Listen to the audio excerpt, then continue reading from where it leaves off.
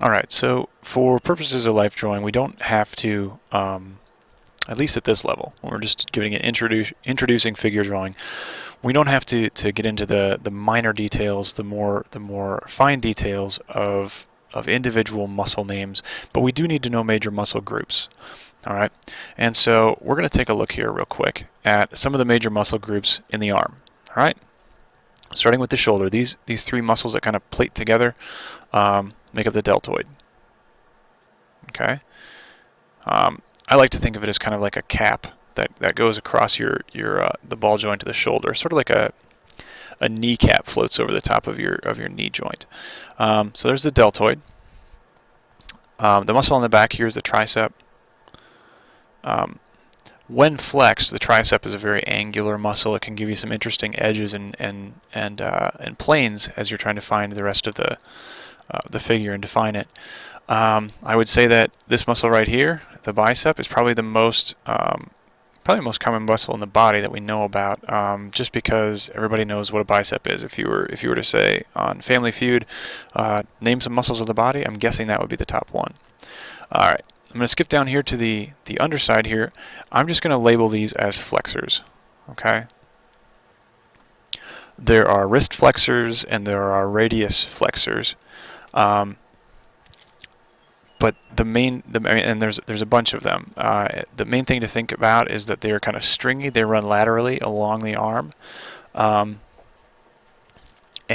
they allow for wrist movement and turning of the wrist as well. Lastly, the brachioradialis is probably the longest one.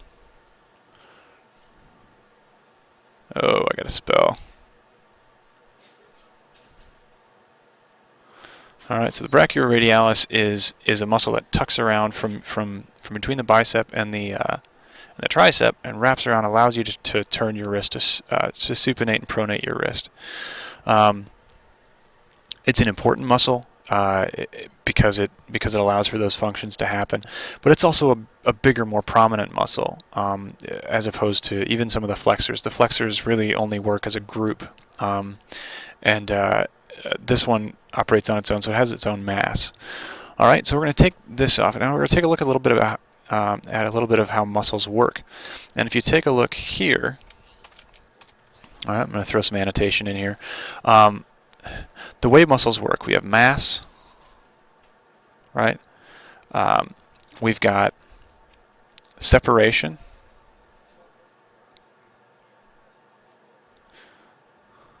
Okay. And we have striation, where the muscle fibers actually separate from one another. And you can kind of see that along here. We've got some mass, right, which is accounted for in this sort of bulge. And then we've got separation that would happen if there was another muscle tucking in behind this one, right? Let's just completely make up an area in the body. But that's what these masses are. These are separations in the different masses, okay? And then lastly, we've got the striation where it looks like probably the most common one is glacial striation, where you think of a glacier scraping across a surface and leaving gouges. That's what these little fibers represent here. Okay, this is actually when you go for a workout.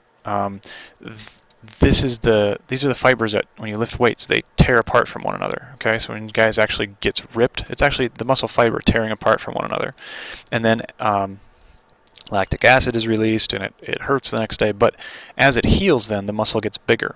All right, and so that kind of knowledge is needed to go into this. So if you want to show somebody who's, a character who's ripped, right, then you would actually show tears in the muscle, show different streaks that run laterally along the muscle, and what that does is it shows another level of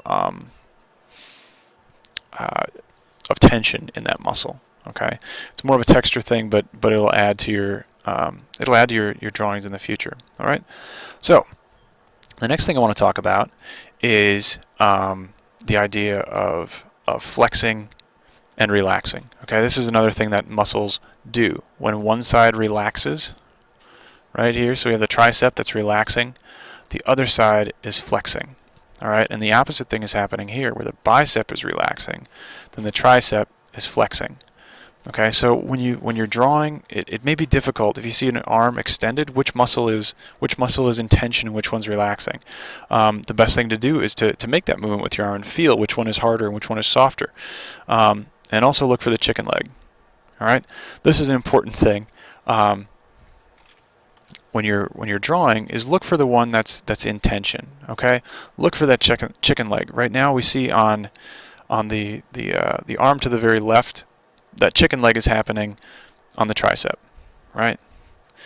And here, it's happening on the bicep. On the bottom one, it's definitely happening on the bicep because you get that tension there. What this all represents, and I'm just, again, hopefully this will just stick because it's kind of just screwing around. But what it represents then is the bulge of the muscle in tension with the tendon that connects it to the bone. Okay, so that's what we want to be looking for, is this relationship between muscle and bone, where we find these little pockets of tension. As you notice on this figure here, we have very little emphasis on that tendon, whereas on the flexed version, there's a lot of emphasis on the tendon between the bicep and the biceps tendon that connect it to the forearm and allow that arm to lift. Okay, so be watching for the chicken leg as you're going through, and this is on a lot of different muscles. When we get into legs, it's there as well. Look for the muscle that's in tension, and especially on these processes where something is bending, like on a lever. Arms are levers, and so if you look for that chicken leg, you're going to be able to tell which muscle is in tension, which one is then relaxed. So flex and relax. We're looking for those areas, because what that does. In the long run, we get rid of the cartoon stuff and we bring something in that's actually useful. We've talked about the tension of straights and curves being an effective way to show rhythm within a figure, right? We showed this in the profile analogy. We got this rhythm between curve and straight and curve, and then back and forth, this curve and straight happening.